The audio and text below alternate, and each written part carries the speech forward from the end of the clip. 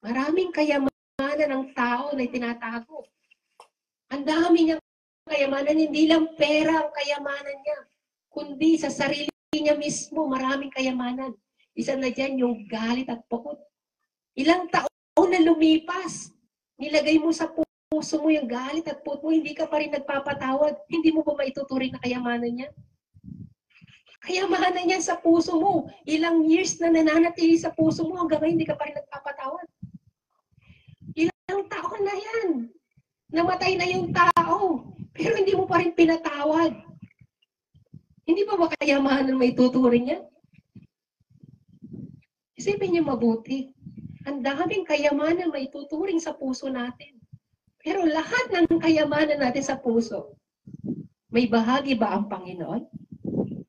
May bahagi ba ang Panginoon sa mga kayamanan natin na tinatamasa? Lucas chapter 6, verse 90 to 96.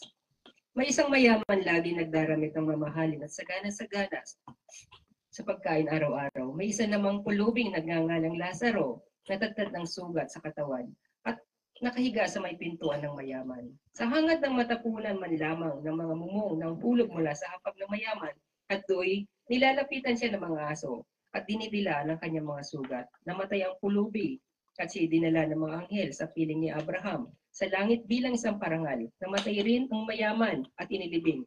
Sa gitna ng kanyang pagdurusa sa daigdig ng mga patay, natanaw ng mayaman si Lazaro sa piling ni Abraham. Kaya't sumigaw siya, Amang Abraham, maawa po kayo sa akin. Utusan po ninyo si Lazaro na isawsaw sa tubig ang dulo ng kanyang daliri at basahin ang aking dila dahil ako'y naghihirap sa apoy na ito. Ngunit sumagot si Abraham, Anak, alalahanin mong nagpasasa ka sa buhay nung ikaw ay nasa lupa at si Lazaro naman ay nagtiis ng kahirapan, subalit ngayon ay maligaya siya rito samantalang ikaw naman nagduro sa riyan. Bukod dito, may malaking bangin sa pagitan natin. Kaya't ang mga narito ay hindi makakapunta diyan at ang mga nariyan ay hindi makakapunta rito. Amen. Batay sa talata na binasa natin ang title sa araw na ito ay may malaking bangin sa pagitan natin. Amen. Sa mundong ito, kapag sinabi nating mayaman, una nating iniisip, napakaswerte naman ng taong to. Napakayaman niya. Ganun ang unang pumapasok sa isipan ng isang tao kapag nasabi natin na mayaman. Agad, iniisip natin, marami silang pagkain, maganda yung bahay, may sasakyan, magandang damit, lahat-lahat nasa kanya. Tapos iisipin natin, ako, napaka-ano ko naman, napakamalas ko naman sa buhay ko. Lahat sa akin, wala. Para bang lahat ng kamalasan ay sinalo ko na sa buhay ko. Ganun yung nasa isipan ng tao. Pero alam niyo ba yung buhay ng mayaman at yung pagiging mahirap? Yung nabasa natin ito, na sinasabi dito yung kwento ni mayaman at ni Lazaro. Bakit kaya hindi pinangalanan yung isang mayaman at yung pulubi ay binigyan pa ng pangalan? Dalawang tao ang tinutukoy dito ng ating Panginoon. Alam nyo, yung buhay ng tao bilang isang mayaman at bilang isang pulubi, dito sa kwentong ito ay sinasabi na mayaman siya, pero pumanaw siya. Napunta siya ng impyerno. Pulubi siya, pero pumanaw siya, pero napunta ng langit. Alam niyo, yung dalawang kwento na to sa Lucas chapter 16, isang larawan ng isang mayaman at ng isang pulubi, na kung saan itong dalawang ito ay isang mga Kristiyano sila. Dalawang tao na tinutukoy dito. Dalawang tao, ngunit magkaiba ang daang tinatahak. Dalawang tao. Kapwa sila lahi ni Abraham. Pero ang isang mayaman napunta sa impyerno. At ang isang pulubi naman ay napunta sa langit. Kaya nga ito, kapwa nila itinanim. Kapwa itinanim ng Panginoon ng tao. Pero magkaiba yung naging bunga nila. Ibig sabihin lamang nito, sa kwento nito, dalawa ang pintuan na tinatahak ng tao. Alam natin yan. Kung iisipin natin na ang Panginoon ay napaka-unfair, ang Panginoon ay patas sa atin lahat. Nung magkasala sina Adan at Eva, bago sila magkasala, nagbigay ng babala ang Panginoon. Anong sabi niya?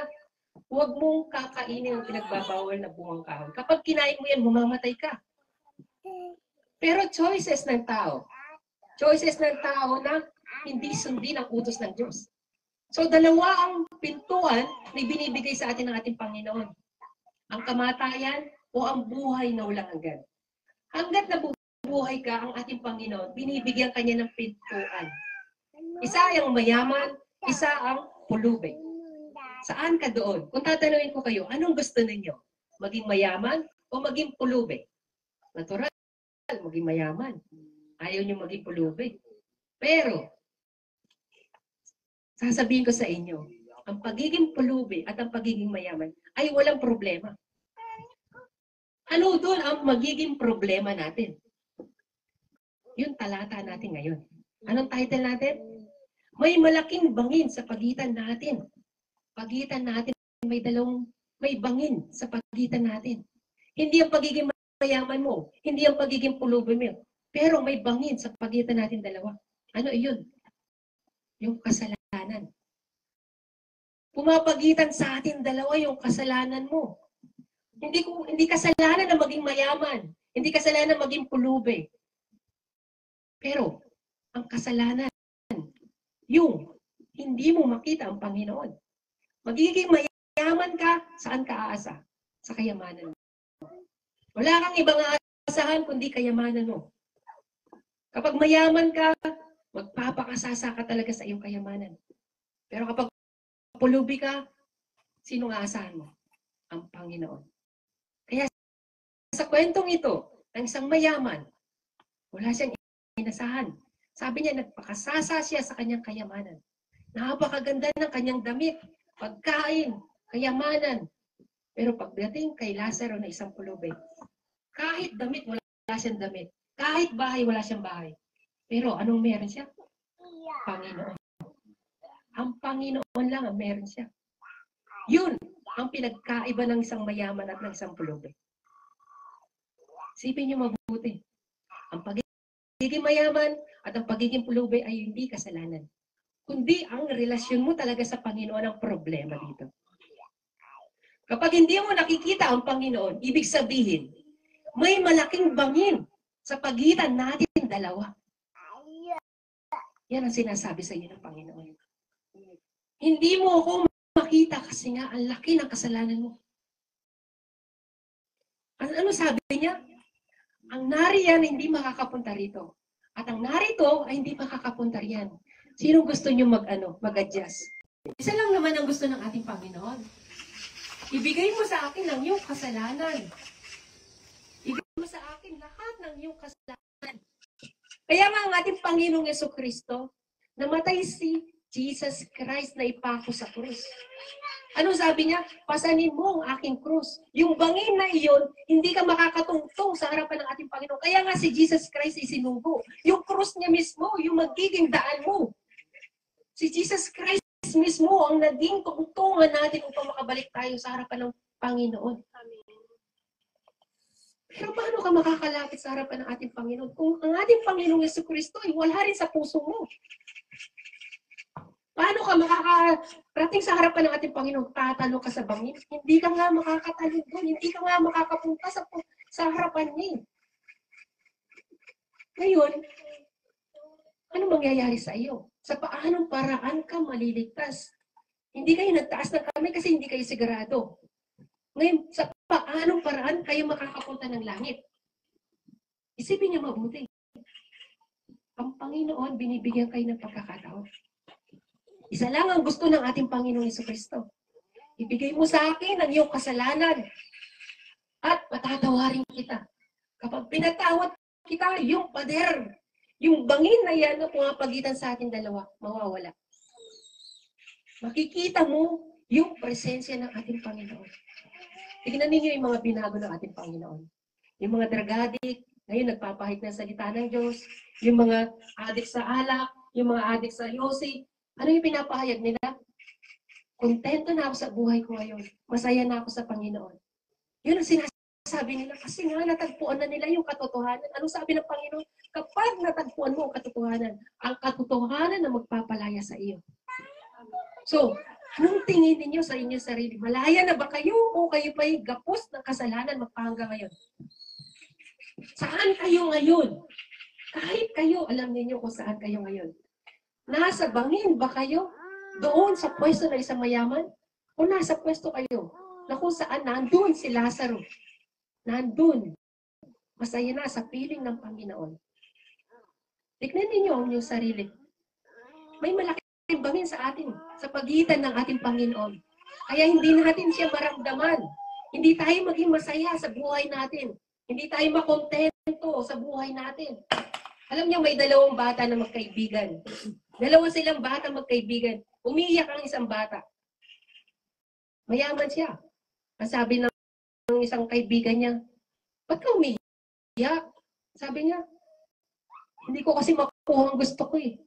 Hindi mo ba alam? Napakapalad mo na. May maganda kang bahay. Meron kang magulang. May mga kapatid ka. May mga pagkain ka. Lahat-lahat nasa iyo na. Minsan talaga ganyan mga magulang. Minsan may time na ang magulang hindi niya kayang ibigay yung lahat ng gusto mo. Pero ang magulang, mahal ka niya. Ibinibigay ng magulang ang lahat ng kailangan mo. Dapat makontento ka na kung ano meron ka. Ipagpasalamat mo yung mga bagay na meron ka ngayon. Ipagpasalamat mo sa Diyos yung mga bagay na meron ka. Ako, isa akong pulubi. Pero ikaw, napakayaman mo. Pero umiiyak ka dahil lang hindi maibigay sa iyo gusto mo. Kaya mga mananampalataya ganyan. Kapag hindi tayo nabigyan sa lahat ng gusto natin, gumagawa tayo ng bangin sa pagitan ng Diyos. Lumalayo tayo. Gumagawa tayo ng sarili nating pader sa harapan ng Panginoon. Kasi nga, para sa atin, unfair ang Panginoon. Bilang mga Kristiyano, hindi tayo nananampalataya dahil sa mga pagpapala. Tayo nananampalataya dahil alam natin na may relasyon tayo sa ating Panginoon. Dahil alam natin na mahal natin ang ating Panginoon at mahal din tayo ng ating Panginoon. Yan ang dahilan kung bakit tayo naging Kristiyano. Alam natin na darating ang panahon na ang mga pangako ng ating Panginoon ay tutuparin niya sa atin. Ano may pangako na yun? Yun ay ang buhay na walang hanggan. Wala dito sa Biblia na pangako na pagyayamanin kita. Wala dito sa Biblia na bibigyan kita ng sasakyan. Wala dito sa Biblia na magiging masagana ang iyong buhay. Although na yung mga tao noong unang panahon na pinagpala ng Panginoon, pero lahat ng yun, nadala ba nila sa langit? Wala ni isa man nakapagdala ng kanilang kayamanan. Pero, sinasabi ko sa inyo, ang sinasabi ng ating Panginoon, ang manatiling tapat ay siyang, hanggang wakas ay siyang maliligtas. Pananampalataya ang pinaghawakan nila, kaya sila nakarating ng langit. Hindi yung mga pagpapala ang nagdala sa kanila papuntang langit, kundi yung pananampalataya sa ating Panginoong Jesucristo. Hindi ko sinasabi ng pagiging mayaman ay isang kasalanan na magdadala sa inyo sa impyerno. Pero, sinasabi ko sa inyo, hindi lang ang kayamanan ang tinuturing na kasalanan. Isa na rito ang hilig ng laman. O ang pagnanais ng ating katawan. Anong ninanais ng ating katawan? Lahat ng hilig ng laman. Mga bagay na ninanais natin. Mga bagay na gustong-gusto natin sa mundong ito. Maraming kayamanan ng tao na tinatago. Ang dami niyang kayamanan, hindi lang pera ang kayamanan niya, kundi sa sarili niya mismo, maraming kayamanan. Isa na dyan yung galit at pukot. Ilang taon na lumipas, nilagay mo sa puso mo yung galit at pukot mo, hindi ka pa rin nagpapatawad. Hindi mo ba maituturing na kayamanan niya? Kayamanan niya sa puso mo. Ilang years na nananatili sa puso mo, hanggang ngayon hindi ka pa rin nagpapatawad. Ilang taon na yan. Namatay na yung tao, pero hindi mo pa rin pinatawad. Hindi pa ba kayamanan may tuturing niya? Isipin niyo mabuti. Ang daming kayamanan may tuturing sa puso natin. Pero lahat ng kayamanan natin sa puso, may bahagi ba ang Panginoon? May bahagi ba ang Panginoon sa mga kayamanan natin? na tinatamasa? Ang kayamanan na tinutukoy sa atin ng ating Panginoon. Yung pagiging mabuti. Maging mabuti ka sa iyong kapwa. Matuto kang magpatawad. Tumulong ka sa mga mahihirap. Sundin mo ang kalooban ng ating Panginoon. Ang sabi ng ating Panginoon, mag-impok ka ng kayamanan doon sa langit. Huwag kang mag-impok ng kayamanan dito sa lupa. Dahil doon sa langit, doon mo tatamuhin ang kayamanan na iyon. Dito sa lupa, darating ang panahon. Ang mundong ito ay mawawala. Ang mundong ito ay mawawala. Walang kabuluhan ang lahat ng mga pinaghirapan ng tao. Kahit na magpakahirap ka, magpakadusa, lahat ng yan ay mawawala din naman. Bukas, akalawa, hindi natin alam kung kailan tayo mamamatay. Hindi natin alam kung kailan tayo kukunin ng ating Panginoon. Hindi natin alam. Kasi nga, ang Diyos lang ang nakakaalam ng buhay ng tao. Pero hanggat nabubuhay ang tao, binibigyan ng Diyos ng pagkakataon na magsisi sa kanyang mga kasalanan. Choices mo. Kung ikaw ay mananatili sa kasalanan o mananatili ka sa presensya ng ating Panginoon. Sabi nga niya, hindi mo ba alam na napakabuti ng Diyos? Kaya binibigyan ka niya ng pagkakataong magsisi at tumalikod sa iyong mga kasalanan. Yan ang sinasabi ng ating Panginoon. Kapatid, itago mo man ang kasalanan na iyan. Alam ng ating Panginoon kung ano ang nasa puso ng bawat isa. Kahit na itago niyo pa sa kapwa ninyo, kasalanan niyo, sa asawa niyo man, sa kanino man, alam ng Panginoon yan. Ikaw mismo nakakaalam sa sarili mo kung may bangin kayo sa pagitan ng ating Panginoon. Alam mo yan. Kaya nga sinasabi ko sa inyo, ang mga namumuhay sa hilig ng laman ay walang pinapahalagahan kundi yung mga bagay na sa hilig ng laman. Pero ang mga namumuhay sa spiritual ay walang pinapahalagan kundi mga bagay na spiritual. Ang namumuhay sa hilig ng laman ay may kamatayan. Katulad ng isang mayaman, namuhay siya ng marangya, may kamatayan. Pero si Lazaro na isang pulubi, umasa sa Panginoon, namuhay siya na makaspiritual. Ngunit nagtamo siya ng buhay na walang hanggan. Bilang mga mananampalataya, dapat alam ninyo kung ano ang estado niyo sa harapan ng ating Panginoon. Sabi nga ng ating Panginoon, may nagpapahalaga ng isang araw, isang linggo, isang taon, isang buwan. Pero siguraduhin ninyo na ang bawat taon na iyan. Ano ang ibig sabihin nun? Siguraduhin ninyo lahat ng mga pagpapahalaga ninyo sa mga bawat araw. Bukas na ako magsisisi, next week na ako magsisisi, next month na ako magsisisi. Pero siguraduhin ninyo na buhay pa rin kayo pag dumating ang araw na iyan. Siguraduhin ninyo yung pagpapahalaga ninyo sa mga araw na iyan na kayo'y still na nabubuhay pa rin. Huwag kayo magpaplano dahil ang Panginoon, hindi nyo alam kung kailan kayo kukunin. Kaya nga ang ating Panginoon, hanggat nabubuhay ka, binibigyan ka niya ng pagkakataon na makalapit sa harapan ng ating Panginoon, yung presensya niya mismo. Alam niyo, kahit si Lazaro na isang pulubi, sapat na sa kanya ang buhay niya. Kasi nga, nasa kanya na ang Panginoon. Kayo, nasa inyo na ang lahat. Alam niyo, noong unang panahon, kubo lang ang bahay.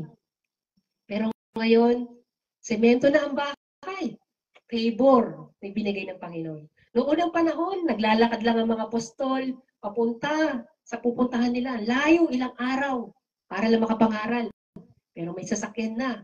Binigay na ng ating Panginoon, may sasakyan na para makapagsimba ka lang. Favor na para sa iyo. Alam niyo, sa Africa, yung aming pastor, nagkaroon siya ng conference, 3 days. Alam mo, yung mga tao sa Africa, 3 days silang naglakbay. Naglakad lang sila para lang makarating doon sa venue. Ganun katindi pagpapahalaga nila sa salita ng Diyos. Nilakad lang nila 3 araw. Naglakbay sila ng 3 araw para lang makahingi ng kapatawaran sa kanilang mga kasalanan. Sa atin, dito, may sasakyan ka na. Malapit lang. Tamad ka pang gumising sa umaga. Late ka pa. Lahat-lahat na. Ginawa mo na. Pero favor pa rin sa iyo ng Panginoon. Isipin niyo, noong unang panahon wala iyan. Pero ngayon lahat ibinibigay sa atin ng ating Panginoon. Sa palagay niyo ba, ang ating Panginoon unfair pa rin? Hindi unfair ang ating Panginoon. Lahat sa iyo pabor. Ginagawa yan ng Panginoon para maging magaan ang iyong pamumuhay. Pero nasa iyo pa rin yan. Choices mo yan. Kung makikita mo lang ang Panginoon sa buhay mo. Makikita mo lang sa paligid mo kung paano kumilos ang Panginoon para sa iyo. Inalisan ka ng trabaho. Gusto ng Panginoon, mag-concentrate ka sa Kanya. Wala kang anak. Gusto ng Panginoon, maglingkod ka muna. Wala kang sasakyan. Gusto ng Panginoon, lumapit ka sa Kanya.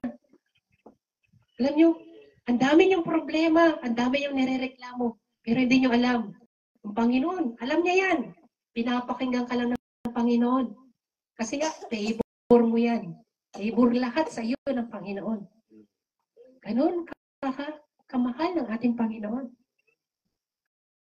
Ang ating Panginoon, nakita niya na ang tao hindi maliligtas sa kanyang kasalanan. Kaya anong ginawa ng Panginoon? Ibinigay niya ang kanyang anak. Favor mo rin yan. Biruin mo, anak siya ng Diyos. Tayo, magkasalanan tayo. Kaya niyo bang ihandog yung inyong anak para sa ibang tao? Hindi.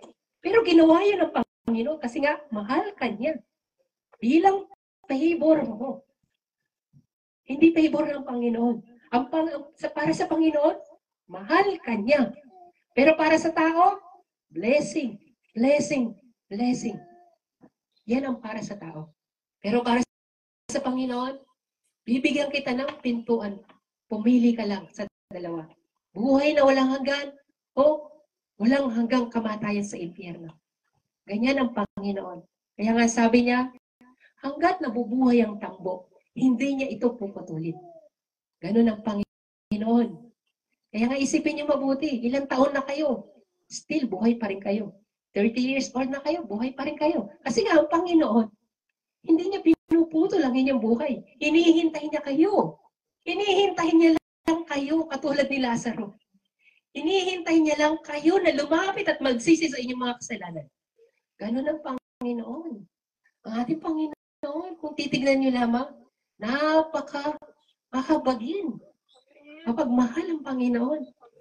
Pero ang tao, ang pagmamahal para sa kanila, blessing. Pero ang Panginoon, ang pagmamahal sa Panginoon ay pagpapatawad sa kasalanan. Yun ang kahulugan ng pagpapatawad, pagmamahal. Kaya nga, sinasabi dito sa 1 chapter 3, verse 22-21, kinasusuklaman ng mga gumagawa ng masama ang ilaw. So ayaw ninyo magsisi. Ayaw ninyo magsisi sa inyong mga kasalanan. Hindi lumalapit dito upang hindi mahayag ang kanilang mga gawa.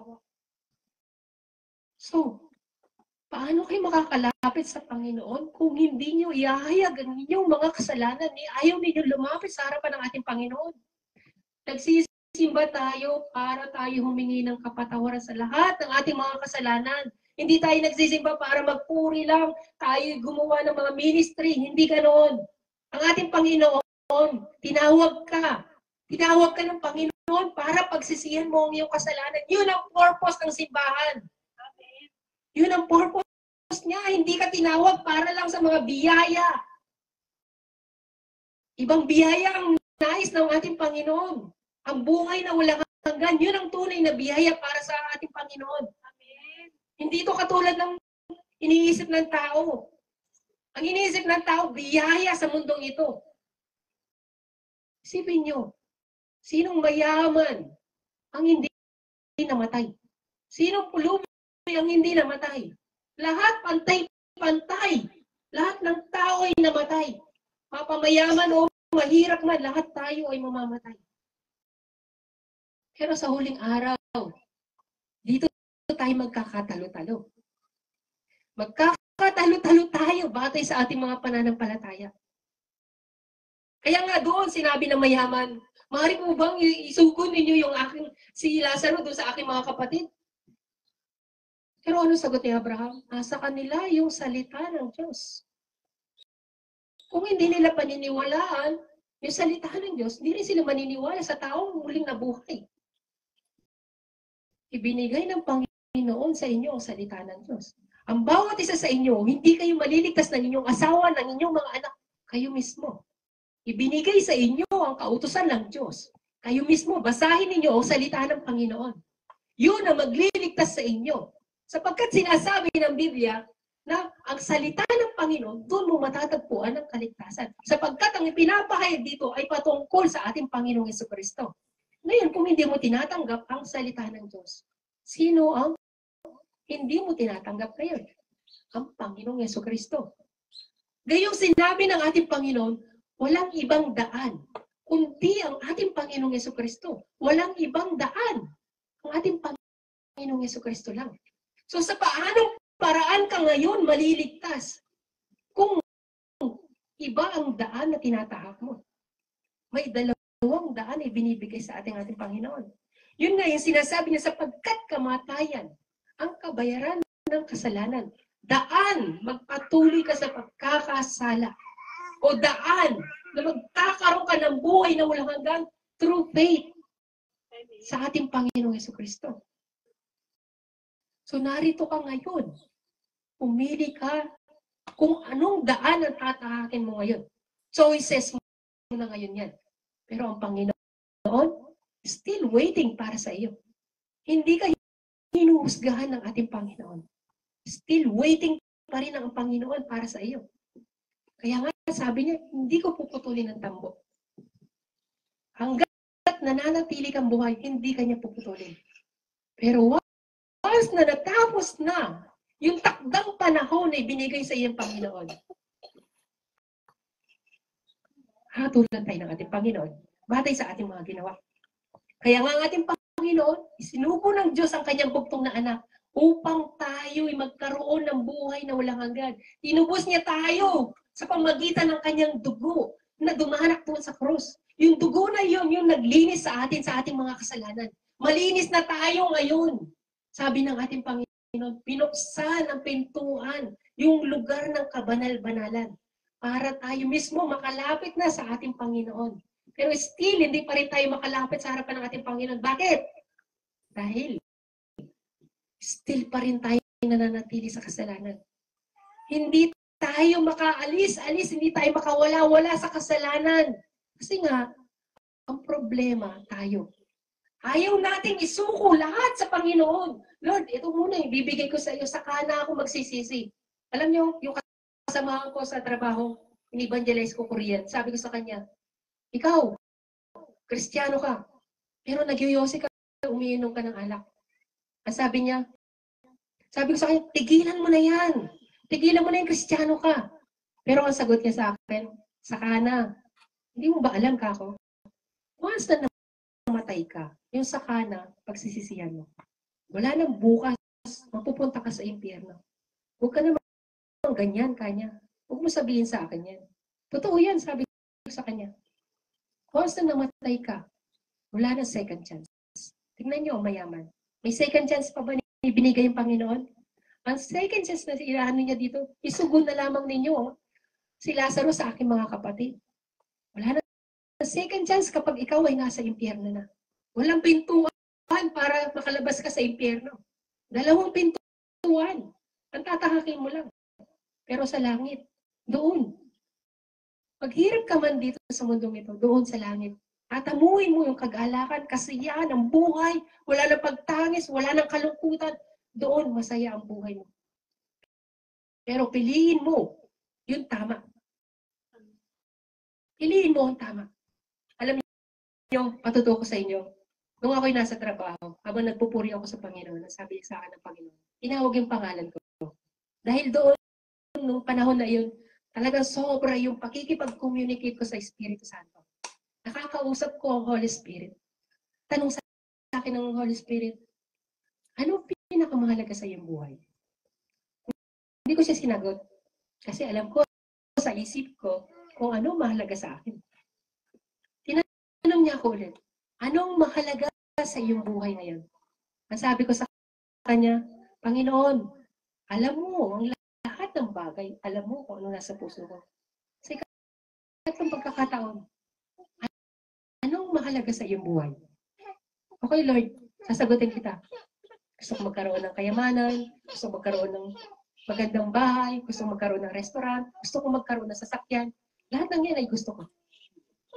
Pero alam niyo anong sagot ng ating Panginoon? Hindi mo ba alam? Kaya kita tinatanong ng ganito, kasi malapit na akong dumating. Malapit na akong dumating. Yun ang sagot ng Panginoon sa akin. Alam niyo, nung marinig ko yun, lumabas ako ng kumpanya. Nagsisigaw-sigaw ako sa daan na para ako si David. Tumalon-talon ako sa sobrang tuwa. Malapit na dumating ang Panginoon. Yay! Malapit na dumating ang Panginoon. Ganun ako katuwang-tuwa. After ng 3 days lang, dumating yung pastor mula sa Pilipinas. Tinanong niya ako ulit. Kapatid, anong mahalaga sa iyong buhay? Alam niyo, na-confirm ko kung anong pangungusap ng Panginoon sa akin. Inulit niya lang yung naging tanong ng Espiritu Santo sa pamamagitan ng pastor. Ibig sabihin, nangusap na sa akin ng Panginoon. Noong time na yun, alam ko na isasagot sa kanya, Pastor, ang mahalaga sa akin, yung pananampalataya. Sa inyong buhay, may mga time na ang Panginoon ay nananawagan sa inyo sa pamamagitan ng panaginip. Tinatawagan kayo ng ating Panginoon sa pamamagitan ng panaginip para pagsisihin niyo ang mga kasalanan. Alam niyo, may panaginip ako. May simbahan na kung saan pinatawag ako ng Panginoon. Ang sabi ng Panginoon, pumunta ka doon sa simbahan na iyon. Sabihin mo sa mga miyembro na iyon, makibahagi sila sa pagbabible study. Pumunta ka doon sa simbahan na iyon. Ang sabi ng Panginoon. Ang sabi ko sa Panginoon, pupunta ako doon. Sinabi ko sa mga tao doon, makibahagi kayo sa Bible study. Dahil yun ang sabi ng Panginoon. Pero, ang mga tao, oo, sasama kami sa Bible study. Pero anong ginagawa nila? Nagpapakasaya sila, ginagawa nila lahat ng mga kasalanan sa loob ng, inuubos nila yung oras. Ano sabi ng Panginoon? Wala nang oras. Umalis ka na dyan. Magpapadala ako ng asupre sa simbahan iyan. Sabi ng Panginoon. Babala para sa tao, sa mga tao doon. Pero, hindi pinakinggan ng mga tao na yun, yung babala ng Panginoon. Dahil, hindi sila naniniwala sa Panginoon. Kayo, ang daming beses na nagpadala ang Panginoon sa inyo. Sa pamagitan ng panaginip, nasaksihan nyo yan. Alam niyo, may mga bagay na panaginip kayo na tumatawag sa inyong Panginoon. Binibigyan pa rin kayo ng pagkakataon ng Panginoon na magsisi sa inyong mga kasalanan. Alam ninyo yan. Kaya nga, yung mga bagay na pangungusap sa inyo ng Panginoon, huwag niyong sayangin ng pagkakataon na pagsisihin yung kasalanan niyo. Alam niyo, sa panaginip ko, nagkaroon na ng pagsundo ang mga anghel. Nakita ko sa panaginip ko na yung isang anghel may bitbit na isang bata. Pero napakaraming tao, isa lang ang bitbit niya. Isa lang ang bitbit niya, isa pang bata. Lahat ng mga tao, nagkakagulo na. Pero isa lang ang nakuha niya. Ibig sabihin, yung bata lang yun, yung sinundo ng anghel. Ang lahat ay naiwan. So, kapag dumating ang araw ng paghuhukom, kapag kayo'y naiwan dito, anong ini-expect ninyo? Buhay na walang hanggan? Hindi. Kapag kayo'y naiwan dito, ang ini-expect lang ninyo, paghahatol ng ating Panginoon. Kaya nga habang nabubuhay kayo, pagsisihin na ninyo ang inyong mga kasalanan. Binibigyan tayo ng ating Panginoon ng pag-asa. Hindi niyo ba alam na mahal kayo ng ating Panginoon? Mahal kayo ng ating Panginoon. Kaya nga nagawa niyang ibigay ang kanyang bugtong na anak para sa atin. Kahit na yung kanyang pagiging Diyos ay iniwan niya. Iniwan niya yung kanyang karangalan doon sa langit. Bumaba siya dito para lang sa iyo. Nagpakumbaba na ang Panginoon para sa iyo. Kahit pa kamatayan sa krus.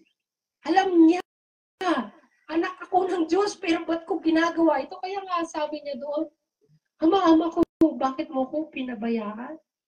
Itong mga makasalanan ito. Pero anong sagot ng ating Panginoong Jesucristo?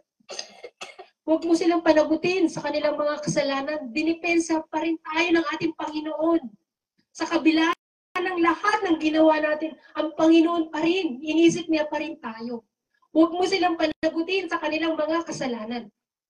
Ginawa pa rin yan ng ating Panginoong Jesucristo kahit na nakapako na siya sa cross. Tayo pa rin ang pinagtanggol niya. Na magitan ng Panginoon sa atin para lamang tayo mapatawad sa ating mga kasalanan. Kaya nga tayo, masasabi natin, napakalaki ng pagmamahal ng Panginoon para sa ating lahat. Kaya tayo, hindi natin maramdaman ang Panginoon kasi nga, hindi natin kayang isuko lahat sa harapan ng ating Panginoon. Ano yung isusuko natin? Yung bang isusuko mo yung paghalo na yung luha mo tsaka sipon mo. Ganon yung pagdalamhatim na para kang namatayan sa pagsisisi mo sa iyong mga kasalanan. Hugutin mo sa puso mo lahat ng iyong mga kasalanan hanggang sa gumaan ng iyong pakiramdam. Tignan ninyo ang sarili niyo. Ngayong araw, stress ka, kinabukasan wala, kinabukasan stress ka na naman. Paulit-ulit ka sa buhay mo kasi nga may kulang. Wala ang Panginoon. Mostly, ang ginagawa ninyo, nagkukulong kayo. Cellphone. Alam ninyo, ang pinakamalaking kasalanan, yung social media. Social media yung pinagmumulan ng kasalanan ng tao. Kapag hindi nyo binitawan ng social media na iyan, wala talaga kayong, hindi talaga kayo makakalaya sa kasalanan. Yung paraan ninyo, iba ang paraan ng Panginoon. Ang Panginoon ay binibigay niya kapayapaan na nagmumula sa Espiritu Santo. Pero ang mundong ito, ang ibinibigay niya kapayapaan na panandalian lang. Panandalian ka lang na natatanggalan ng stress. Lord, tulungan mo ako pumunta ng mall para maalis ang stress ko. Bili mo ako ng ganyan para maalis ang stress ko. Tulungan mo makapag-cellphone, makapag-video. Lahat-lahat ay ginagawa ninyo para lang mawala ang stress ninyo. Pero hindi nyo alam na inilalayo ninyo ang inyong sarili sa harapan ng ating Panginoon. Kaya nga, sabi niya dito, subukin ninyo ang inyong sarili kung kayo'y namumuhay ayon sa pananampalataya. Suriin ninyo ang inyong sarili. Hindi ba ninyo nalalaman nasa inyo si Kristo Jesus? Maliban na lamang kung kayo'y mga bigo sa pagsubok. Yan ang sinasabi ko sa inyo. Wala sa inyo ang Panginoong Jesucristo kasi nga bigo kayo sa mga pagsubok na ibinibigay sa inyo ng Panginoon. Konting kalabit lang, stress na agad. Konting kalabit lang, reklamo na agad sa harapan ng Panginoon. Bakit hindi ninyo subukin? Tignan ninyo si Lazaro. Ang pananampalataya niya. Dalawa ang mukha dito, isang mayaman at isang pulubi. Tanungin ko kayo, still pa rin ba kayong mananampalataya sa Panginoon? Kung may kahilingan kayo na hindi ibibigay, katulad ni Lazaro, hindi niyo ba alam na si Lazaro umiling din niya na maayos na buhay? Pero hindi binigay ng Panginoon. Pero still, yung pananampalataya niya. Kayo, tanungin niyo sarili niyo. Subukin ninyo ang inyong pananampalataya. What if hindi ibigay sa inyo ng Panginoon ang kahilingan niyo? Still pa rin ba kayo magiging tapat sa Panginoon? Mananampalataya pa rin ba kayo katulad ni Lazaro? Na kahit maging pulubi ka na, okay lang. Basta makapunta ako ng langit. Okay lang. Hindi ako mainggit sa kapwa ko. Basta makapunta ako ng langit. Alam niyo, kung naalala niyo yung preaching nung last week, anong title nun?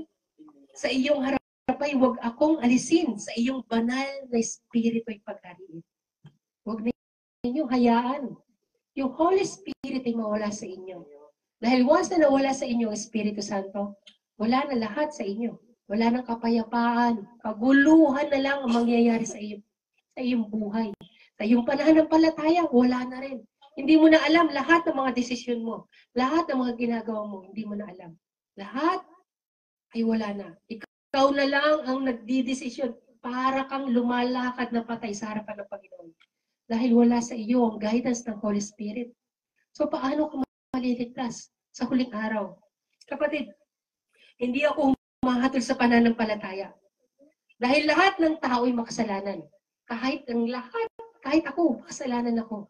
Pero, isipin mo, ikaw mismo, makakapagsabi kung nasa pagitan kayo ng ating Panginoon. May bangin sa gitna ninyong dalawa.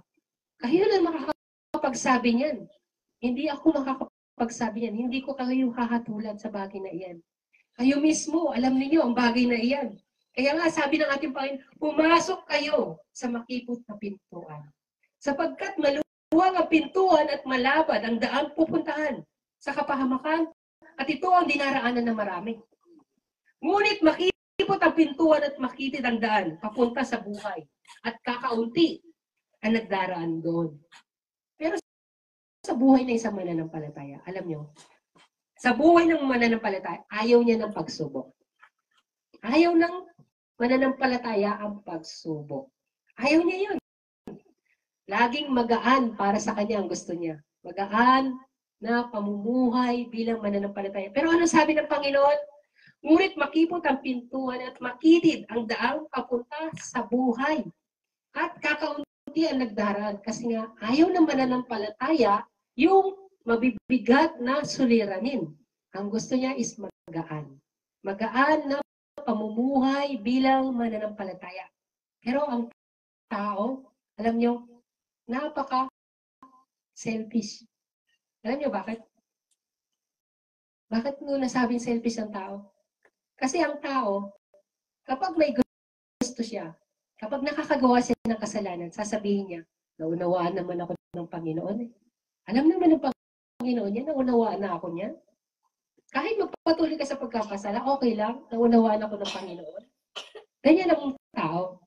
Pero kapag may kahilingan siya, na hindi tinutugan ng Panginoon, grabe naman ang Panginoon, hindi ako naunawaan sa sitwasyon ko. Lahat sa atin ay tama. Sinisave mo lagi ang iyong sarili. Laging mali ang Panginoon. Ikaw ang laging tama. Kaya nga, masasabi ko na selfish ang tao. Selfish kasi nga ayaw niya nang dumanas ng matinding pagsubok. Gusto niya, magaan lang. Para sa tao, isang mananampalataya, ayaw niya nang nire-review. Especially sa mga mananampalataya. Ayaw nila nang nire-review. Pag nire-review, masasaktan, lalayo, hindi na magsisimba. Pero sa Panginoon, ang review ay pagtutuwid. Pagtutuwid. Pagmamahal. Kasi gusto ng Panginoon, anak, naliligaw ka na ng daan. Konting palo lang para makabalik ka muli sa daan. Konting palo lang. Huwag mong masamain ang aking pagpapalo. Ang pagpapalo ko ay pagmamahal para sa iyo. Kasi ayoko na mapunta ka ng impyerno. Ayoko na isipin mo na hindi kita mahal. Pero ang totoo, mahal kita. Ginagawa ko lang to kasi mahal kita. Kaya isipin niyo mabuti. Ayaw ng tao. Ayaw ng mananampalataya na nire-rebuke siya. Pero ang tunay na mananampalataya, yung tunay na tumatanggap sa salita ng Diyos. Kaya nga, sabi ng Panginoon, hinatulan na yung tao na yun sapagkat hindi niya tinatanggap ang salita ng Diyos. Siya mismo, hinahatulan na niya ang sarili niya dahil hindi mo kinikilala ang salita ng Diyos. Tanggapin ninyo ang salita ng Diyos. Masakit man yan o blessing, tanggapin mo. Dahil yan ang katotohanan. Ang gusto ng Panginoon, katotohanan. Katotohanan, katotohanan, katotohanan. Walang gusto ang Panginoon kundi katotohanan. Walang kasinungalingan sa Panginoon. Anong gusto niyo marinig? Next week, pagpapalain kita. Next week, ibibigay ko na sa iyo yung mga kahilingan mo. Walang ganoon. Ang gusto ng Panginoon, katotohanan. Sasabihin niya lahat sa iyo, lahat ng kasalanan mo, para makapagsisi ka. Para ikaw ay magkaroon ng buhay na walang hanggan. Ganoon ang Panginoon. Katotohanan, lahat para sa Kanya. Kaya nga, sabi niya dito, at sinasabi niya sa kanilang lahat, mag-iingat kayo sa lahat ng uri ng kasakiman sapagkat ang buhay ng tao ay wala sa dami ng kanyang kayamanan. So kung yung mga bagay na hinihiling ninyo sa harapan ng Panginoon, huwag niyo ipagdamdam kung hindi niya ito ibigay. Isipin niyo na lang, wala sa dami ng kayamanan ng buhay, kundi nasa pananampalataya sa ating Panginoong Jesucristo. Yun ang tunay na buhay. Kaya nga ano sabi ng ating Panginoon sa Mateo chapter 5 verse 3, mapalad ang mga taong walang inaasahan kundi ang Diyos sapagkat mapapabilang sila sa kaharian ng langit. Amen. Mapalad kayo kung ang inaasahan ninyo ang Panginoong Jesucristo. Kapatid, ang buhay natin sa mundong ito ay maiksi lang. Malapit na dumating ang Panginoon. What if dumating ang ating Panginoong Jesucristo? Malayo ka sa Panginoon. What if dumating ang Panginoong Jesucristo? O kaya tawagin ka na ngayon. Pero hindi ka pa rin nakapagsisi. Ang dami mo sa kana. Ang daming bukas na. Paano kung dumating ang panahon na iyon? Saan ka pupunta? Sa impyerno. Ang Panginoon ay hindi nagkulang para sa atin. Kaya habang nabubuhay tayo, may option para sa atin. Binibigay sa atin ng ating Panginoon, mabuti lahat, mabuti. Mabuti lahat ang binibigay sa atin ng ating Panginoon. Option mo. Option na piliin mo ang kamatayan doon sa impyerno o buhay na walang hanggan. Option mo na pumili ng daan maluwang o dito sa makipot na pintuan. Option mo na piliin ang Panginoong Jesucristo. Kayo mismo mag-decide niyan. Option mo na magsisi ngayon o option mo na bukas ka na lang magsisisi o saka ka na magsisisi. Option mo. Pero ang Panginoon nagbababala para sa atin. Tayong lahat ay hahatulan batay sa ating mga gawa. Once na dumating ang punto na iyon, wala ka ng option na pipiliin. Option mo na lang tanggapin kung ano ang hatol ng ating Panginoon. Buhay man yan na walang hanggan o kamatayan sa impyerno. Kaya nga sabi ng ating Panginoon sa 2 Peter chapter 3 verse 9, ang Panginoon ay hindi nagpabaya sa kanyang pangako. Gaya ng inakala ng ilan, hindi pa niya tinutupad ang pangako yun. Alang-alang sa inyo, binibigyan niya ng pagkakataon ng lahat upang makapagsisi at tumalikod sa kasalanan sapagkat hindi niya nais na may mapahamak. So binibigyan pa kayo ng pagkakataon ng Panginoon. Hindi pa nagra-rapture. Kasi nga binibigyan pa niya ng pagkakataon ng marami sa inyo na magsisi sa inyong mga kasalanan. Kaya nga sabi niya, sapagkat gayon na lamang ang pag-ibig ng Diyos sa sangkatauhan. Kaya't ibinigay niya ang kanyang kaisa isang anak upang ang sino man sumampalataya sa kanya ay hindi mapahamak kundi magkaroon ng buhay na walang hanggan. Amen. So choices nyo yan. Sumampalataya ka sa Panginoon o ikaw ay mapapahamak sa araw ng pag-uhukom. Kaya nga mga kapatid, buksan ninyo ang inyong puso. Hugutin niyo sa puso ninyo ang lahat ng mga kasalanan. Bitawan na ninyo lahat ng mga pinagmumulan ng pagkakasala. Pagsisihan natin sa harapan ng Panginoon. Alam niyo kapag ibinigay niyo yan lahat sa Panginoon, magkakaroon kayo ng kapayapaan, kagalakan sa puso ninyo na hindi niyo pa nararanasan sa buong buhay ninyo. Puro kayo stress, pero once na tinanggap ninyo sa puso ninyo ang ating Panginoong Jesucristo, magkakaroon kayo ng tunay na kapayapaan. Kapayapaan sa inyo ang kaluwalhatian ng ating Panginoong Jesucristo. Higit sa lahat ang banal na Espiritu Santo. Kaya nga ngayon pa lamang, tayong lahat, iniimbita ko kayong manalangin sa oras na ito. Lahat tayo ay manalangin sa harapan ng ating Panginoon. Pagsisihan natin lahat ng ating mga kasalanan. Wala tayong ititira kahit alin. Ibigay natin lahat sa Panginoon. Itodo ninyo ang pagsisisi ninyo. Itodo ninyo ang lahat. Sabihin na ninyo ang lahat. Kung may reklamo kayo sa Panginoon, sabihin nyo. Pakinggan kayo ng Panginoon. Ang Panginoon, ang timbangan niya ay patas. Papakinggan niya kayo. Tayong lahat ay tumawag sa ating Panginoon. Magsisi sa ating mga kasalanan.